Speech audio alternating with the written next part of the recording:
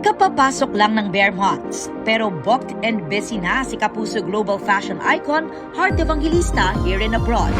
This month, biyaheng Europe muli si Heart para dumalo sa fashion weeks sa France and Italy. Bukod dyan, in the works na rin ang bagong season ng kanyang reality show na Heart World. Tampok ang mga ganap niya sa fashion world. Hopefully people get to travel with me, enjoy what I do, see the hard work, and just get ideas or inspiration how if they want to be, content creators. Bago yan, nakiisa rin si Heart sa isang event kung saan pinagsama ang luxury, art, and love for nature. Doon nag-donate ng 2 milyong piso ang luxury brand na ine-endorso ni Heart sa Tubataha Reefs Natural Park para makatulong sa preservation ng itinuturing na national treasure ng Pilipinas. This is the reason why I do what I do is, when we work with luxury doesn't necessarily mean just aura. It has a good purpose.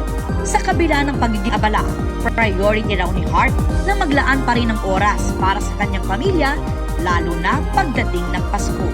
With my line of work, with our line of work, dyan talaga yung peak season, especially September, I go to Fashion Week, I have jobs in Milan and Paris. Meron ako mga dinikline sa New York and London kasi may trabaho din ako dito. So medyo hectic siya.